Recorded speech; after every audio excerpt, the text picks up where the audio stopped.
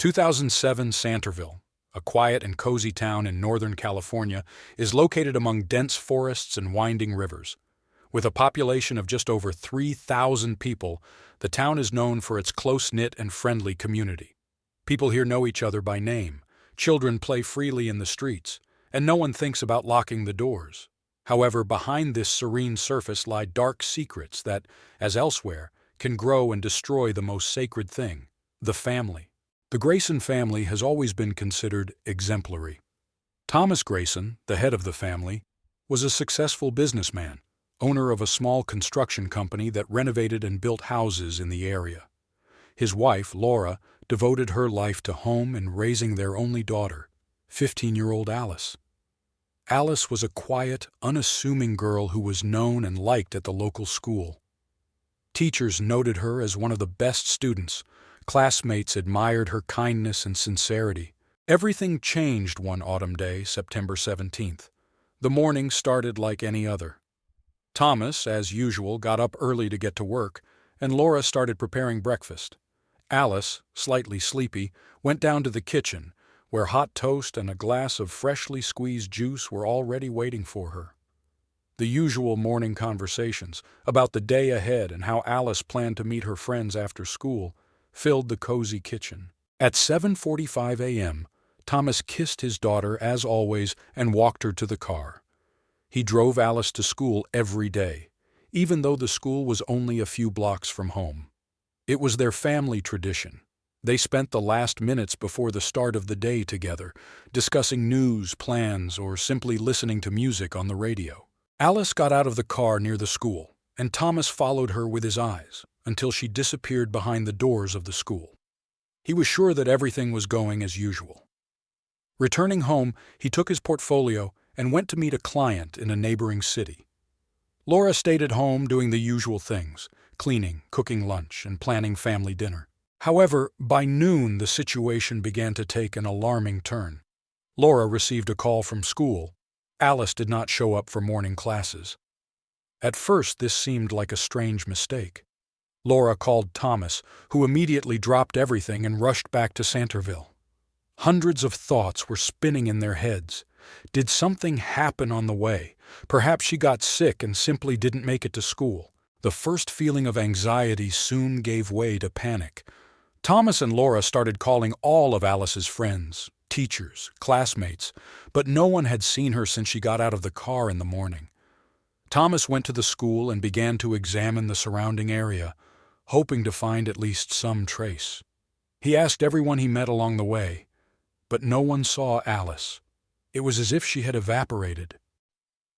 By the evening of the same day, when none of the attempts to find their daughter were successful, the Graysons contacted the police. The officers arrived at the scene quickly, but their faces were full of doubt. In a city where nothing serious happened, the teenager's disappearance came as a shock to everyone. The investigation began immediately, but the first hours and even days did not bring any results. In a town where everyone, news of Alice's disappearance spread like lightning. Soon, all residents of Santerville already knew about the tragedy that befell the Grayson family. Neighbors came to express their sympathy and offer their help, but no one could answer the main question: where is Alice? Initial searches by police and volunteers yielded no results. The forests surrounding the city, the river flowing nearby, abandoned houses, everything was carefully examined. It seemed as if the earth had swallowed Alice without a trace.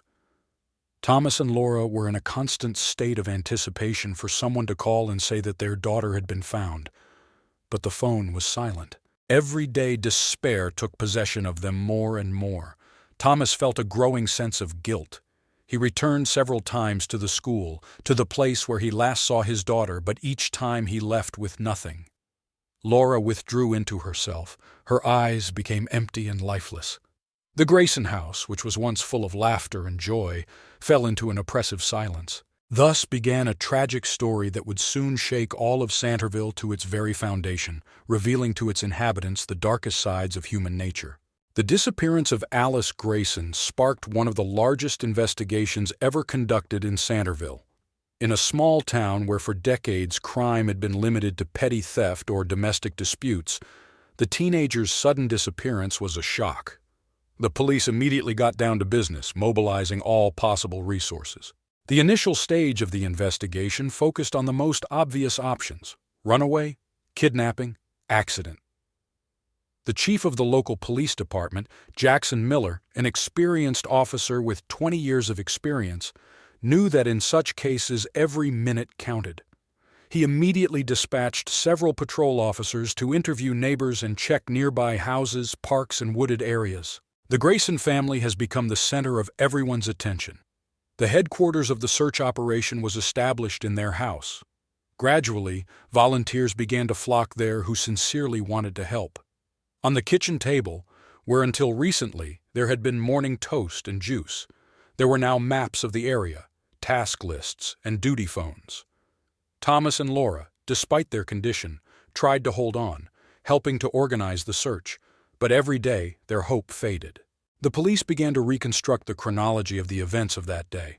The first step was to check the recordings of CCTV cameras installed near the school. However, the results were disappointing. The cameras, as luck would have it, turned out to be faulty that day, and no video footage was preserved.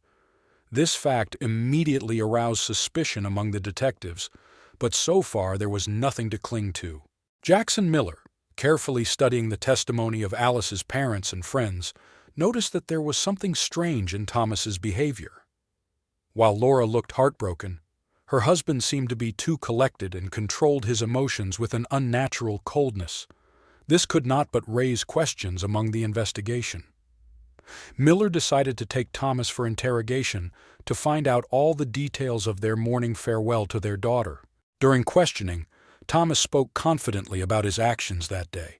He described how he brought Alice to school, how she got out of the car, and disappeared behind the doors of the educational institution. His voice was calm, and he answered questions without hesitation. But Miller couldn't shake the feeling that something was wrong. He asked Thomas to remember the smallest details, what Alice said before getting out of the car, whether there was anything unusual in her behavior.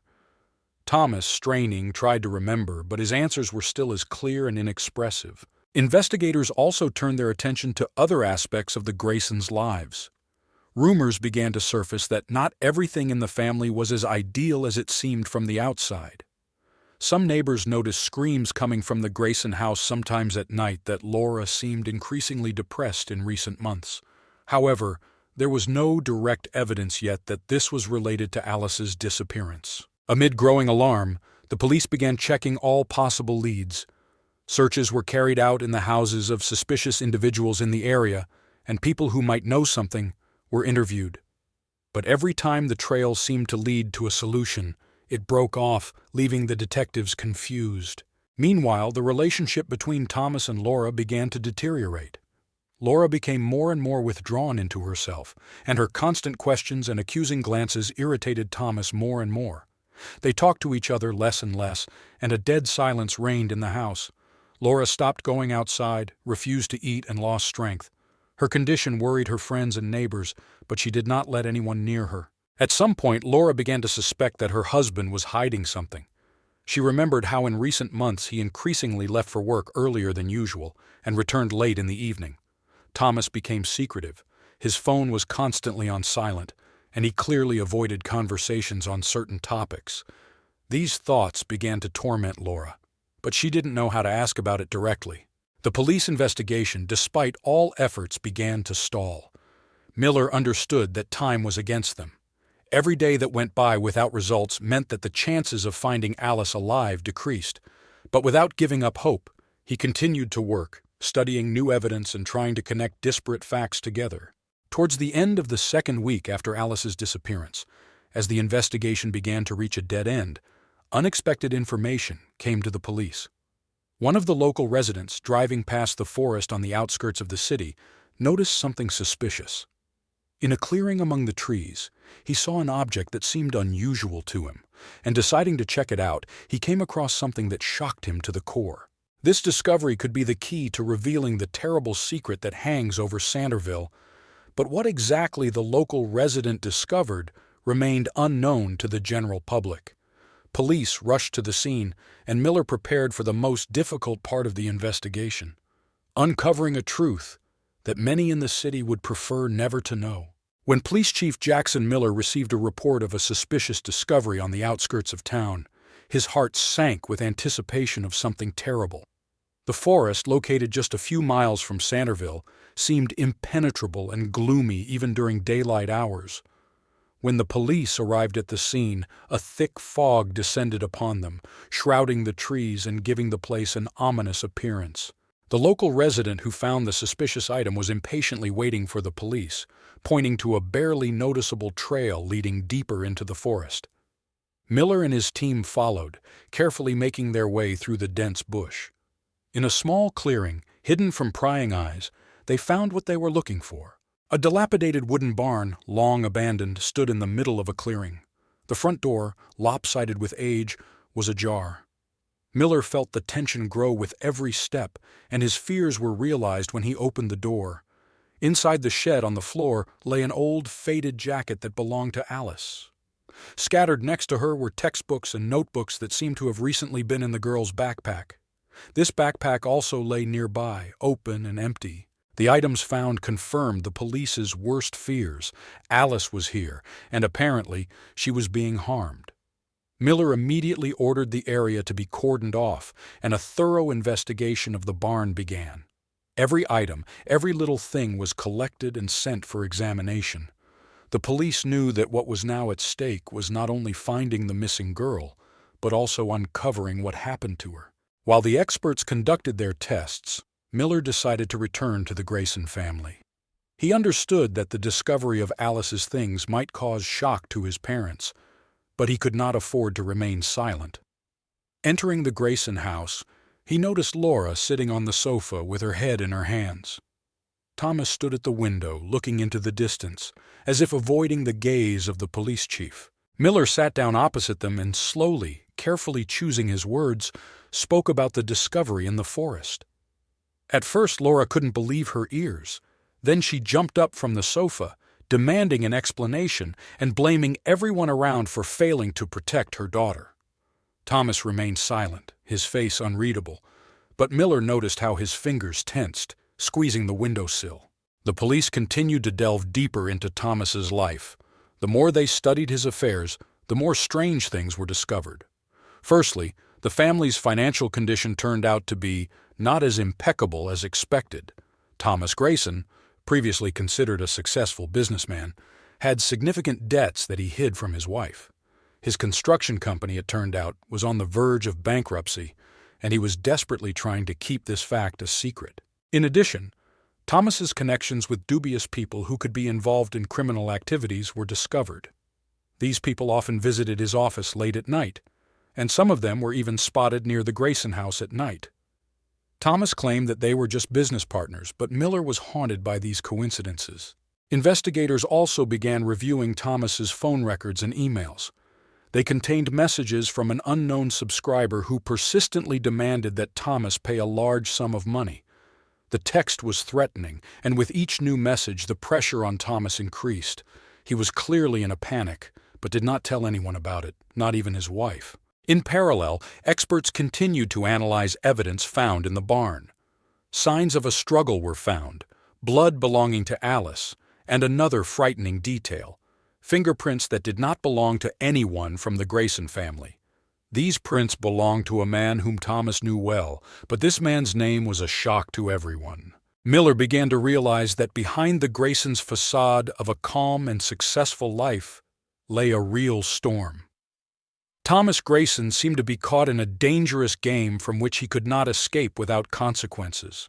But what's even more disturbing is that his daughter was simply a victim of these circumstances. Or did Thomas have a direct connection to her disappearance? The questions multiplied, but the answers remained vague. The deeper Miller and his team delved into the investigation, the more complex and confusing the picture became. They were on the verge of revealing a terrible secret that could turn Sanville's entire life upside down and completely destroy the Grayson family. Several weeks had passed since Alice's disappearance, and the investigation seemed to have reached a dead end. Laura Grayson continued to slowly go crazy from uncertainty and fear. She hardly slept, her thoughts constantly returning to the day when she last saw her daughter. There were many questions swirling in my head that had no answers.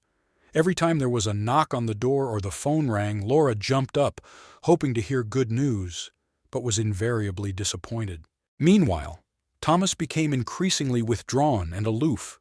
His behavior aroused more and more suspicion, not only among Laura, but also among those around him.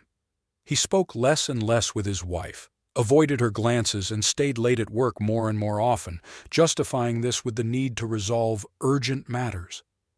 But Laura felt that Thomas was hiding something. One evening, unable to bear it, she asked him directly what was happening. Thomas only dryly replied that he was doing everything possible to find Alice, and that now they both needed to remain calm.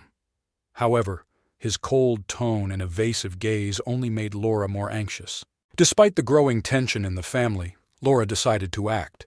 She began to follow her husband, hoping to uncover the secret that she suspected was the cause of their unhappiness. One night, when Thomas returned home late again, Laura noticed him hiding some documents in his desk drawer. After waiting for him to fall asleep, Laura quietly crept into the office and began rummaging through the drawers. Among the papers, she found bank statements that showed that Thomas had transferred large sums of money to unknown accounts. Some of the transfers were made shortly before Alice's disappearance. Having discovered these documents, Laura felt the ground disappear from under her feet. Her husband, the man she trusted her entire life, may have been involved in something terrible.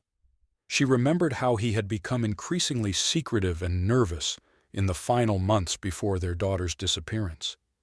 These thoughts drove her crazy, but she could not share them with anyone, not even the police. Meanwhile, the police continued their investigation. Jackson Miller knew something was wrong. Evidence found in the barn indicated that Alice had been the victim of violence, but who was responsible remained unclear. Thomas Grayson became the main suspect, but there was no direct evidence of his guilt. However, Miller could not ignore the fact that more and more evidence pointed to his involvement in the disappearance of his daughter. One day, Laura, unable to bear it any longer, again turned to her husband with questions. She demanded an explanation about the bank transfers, but Thomas just clenched his fists and tried to avoid the conversation. This was the last straw for Laura. For the first time in years, she openly defied her husband. A terrible scandal broke out between them, during which Laura accused Thomas of hiding something, perhaps even being involved in the disappearance of their daughter. Thomas, in turn, could not restrain himself, and in a fit of rage, declared that Laura had no idea what he was going through and that she herself was to blame for what happened to Alice.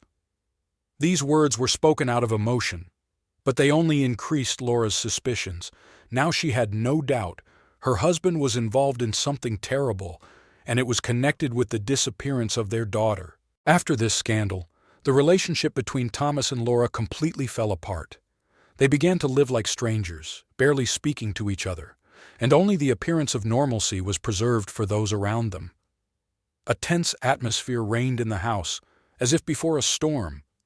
Both spouses understood that the moment was approaching when the truth would come out, and this truth could destroy their lives. At the same time, Laura did not give up trying to understand what was happening. She began to delve into Thomas's past, trying to find clues that could shed light on his secret life. The police also kept pace, conducting deeper investigations. They found more and more evidence that pointed to the dark side of Thomas Grayson, and each new discovery only brought them closer to solving the terrible mystery of Alice's disappearance. However, while all these events were happening, Thomas seemed to become increasingly entangled in his own false explanations. He understood that he could no longer hide the truth for long, and that the moment would soon come when he would have to answer for his actions. But what truth was hidden behind his silence? And how deep was his guilt in the disappearance of their daughter?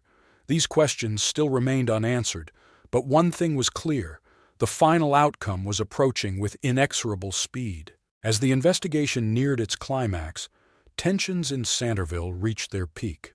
The police continued to study more and more new evidence, and gradually the picture began to become clearer. Jackson Miller, who had encountered deception and lies more than once during his long career, intuitively felt that he was close to revealing this terrible secret. While Laura Grayson desperately tried to find the truth about what happened to her daughter, Thomas Grayson became increasingly withdrawn and distant. His behavior raised more and more questions among the police, and Miller knew that this was the very moment when it was time to take decisive action. At the beginning of the 5th week after Alice's disappearance, the police received the results of examinations, which finally confirmed the terrible suspicions. The fingerprints found in the barn belonged to a man named Edward Harper, an old friend of Thomas. Edward was a frequent guest at the Grayson house, and no one would have suspected him of anything wrong if not for these clues. This fact called into question everything that Thomas told the police. Miller decided to act immediately. He called Thomas in for another interrogation, this time with the goal of pushing him to the limit so that he would finally crack. During questioning, Miller asked Thomas directly about Edward Harper and their relationship. Thomas, who had been keeping his cool until now, suddenly lost control.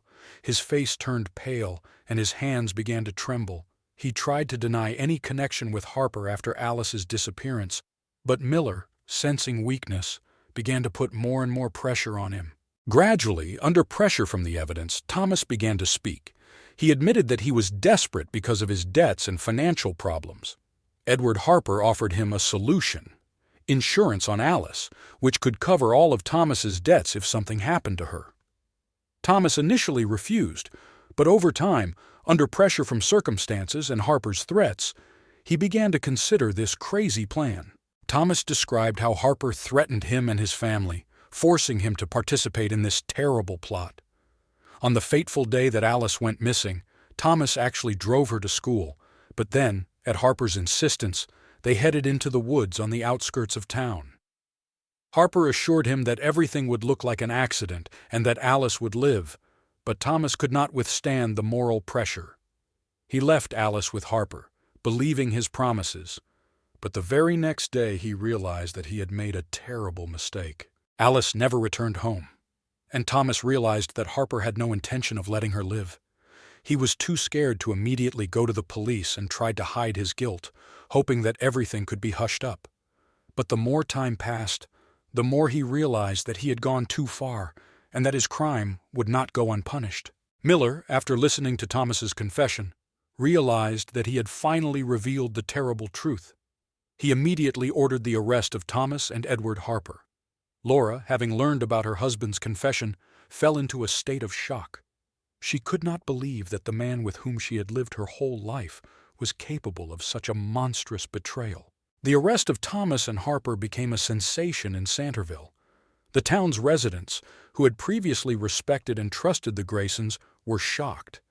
The police quickly launched searches of the homes of Thomas and Harper, and new evidence was found in the latter's house confirming his participation in Alice's murder. The trial began several months after the arrests. He was loud and scandalous, attracting the attention of the whole country. Thomas, realizing his guilt, did not try to justify himself. He just sat silently in the dock without raising his eyes.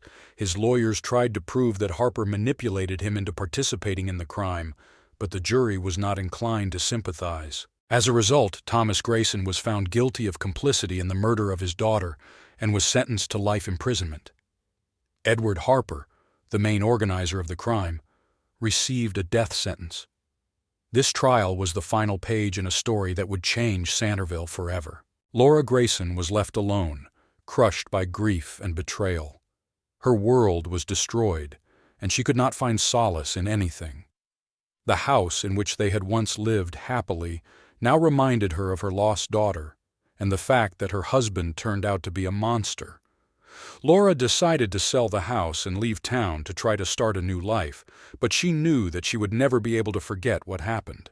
After the verdict was announced by the court, life in Sanville could never return to its previous course. The city, always renowned for its peaceful and friendly atmosphere, was now gripped by feelings of shock and disbelief. People who once admired the Grayson family now discussed in horror how such a thing could happen among them. Laura Grayson, remaining the only member of the family, could not find a place for herself. After the trial, she finally decided to leave Sanville. Before leaving, Laura made one last visit to the cemetery, where there now stood a modest monument bearing the name of her daughter. On her knees in front of the grave, Laura cried quietly, realizing that nothing could be returned. Her life was ruined, and the future seemed endlessly dark. Laura could not forgive Thomas for destroying their family and killing their daughter, but she also realized that she would never be able to forget the love she once felt for him. Thomas Grayson, while in prison, plunged into a state of deep despair. He realized the horror of his actions, but could no longer change anything. The days in the prison cell passed slowly, and each of them was filled with bitterness and regret. He had to live with the knowledge that he had ruined his daughter's life and ruined his wife's life. Over time, Thomas became isolated, avoiding contact with other prisoners and prison staff. All he could do was live the rest of his days thinking about what he had done. Edward Harper, found guilty of organizing the murder, was sentenced to death. His name became synonymous with evil for everyone who knew about his crimes. On the day of his execution, Harper showed no signs of remorse, and his death marked a symbolic conclusion to this tragic story. Sanville, devastated and broken, slowly began to come to his senses. But the wound inflicted by this terrible crime did not heal for a long time. There was deep sorrow in the families affected by this tragedy, and the city remembered for a long time that day when peaceful life suddenly turned into a nightmare. Several years after the tragedy, Sanville began to regain its peace. But the story of the Graysons remained in people's memories as a dark reminder that evil can lurk even in the most seemingly prosperous families. Parents now looked at their children with concern, and the people of Sanville learned to be more cautious and distrustful. The town was no longer that idyllic place where everyone knew and trusted each other. Laura Grayson, having started a new life in another city, tried to forget about the past, but she failed. Her days were filled with thoughts of Alice, and every time she saw teenage girls, her heart sank in pain. She rarely contacted any of her old acquaintances, preferring to keep a low profile. Sometimes she wrote letters that she never sent, addressed to her daughter, telling her how much she missed her and how she wished she could take it all back. These letters were her only consolation in a world that seemed so alien and cold to her. Sanville, once cozy and calm, became a place that people didn't want to talk about. People avoided mentioning the Graysons as if they were some horrible nightmare they wanted to forget. But the memory of them remained in the hearts of the residents, as a lesson that no one is immune from the darkness that can come from the most unexpected place. The Grayson story became part of Sanville's history, an integral part of its past that forever changed the lives of the people who lived there. And although the city continued to live, the people who survived this tragedy knew evil, like good, can hide anywhere, and its appearance always brings destruction and pain.